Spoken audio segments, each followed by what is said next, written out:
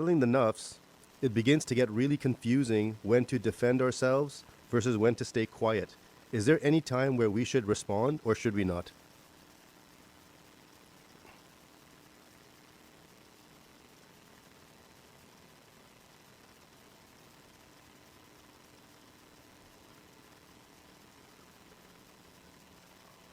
Inshallah, that in most cases when the nafs is under attack, is recommended to stay silent.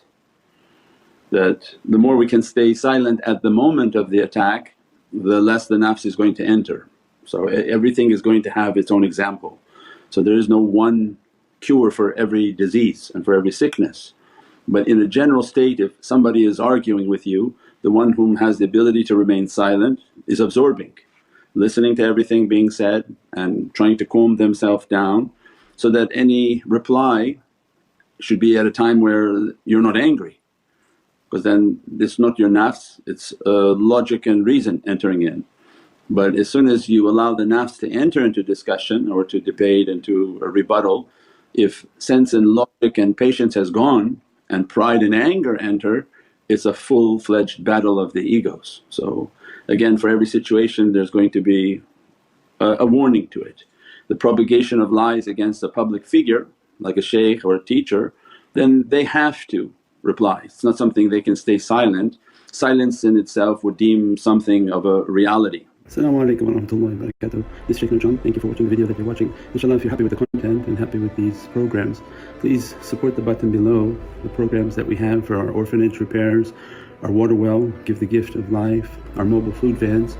We have now 5 vans: Vancouver, Chicago, Los Angeles, Pakistan. There's many programs that reach thousands of people and rescue foods and give those supplies to people in need. Your support is greatly appreciated. Also, be so kind as to leave loving comments and please share the stream.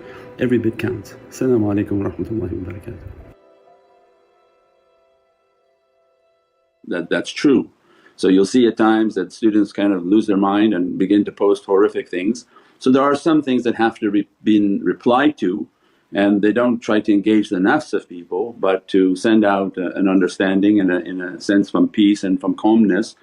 So again, every situation has its own remedy, but in general the one whom engages quickly back and is quick on their tongue and quick on their feet, that then can lead itself to very nafsani situations, and that's the danger. If we can catch that and realize, oh I'm going to get angry right now, and we have many talks on that subject. It's like a chess game. Most of the situations, if you live your life like a chess game, you know when you're going to get hit with one of those situations. So there's a relative's house that you're going to visit and it always happens there, or there's a group of people you know that when you sit with them that's going to happen.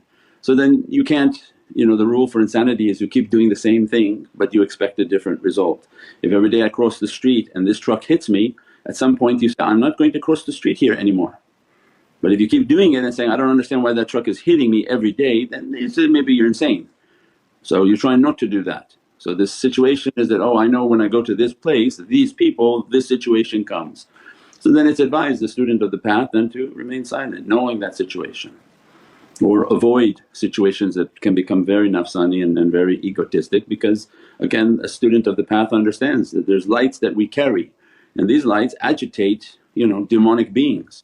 If you go amongst relatives and friends and people whom are doing inappropriate things and drugs and alcohol, the demons that occupy them don't appreciate the light of a believer, because they want the person that they've occupied to remain within darkness.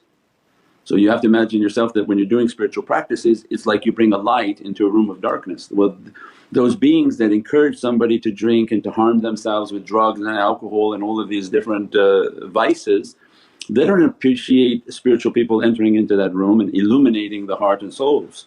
So again, you're conscious of where you go, that light's going to agitate dark forces and dark energies. So we limit ourselves in exposure to people whom we know are engaging in darkness and bad character, and the light and the darkness they don't get along, and the truth and falsehood they don't get along. And falsehood by its nature is always perishing and has nothing to stand on and hold itself. As a result then it perishes in the face of that light and that illumination, inshaAllah.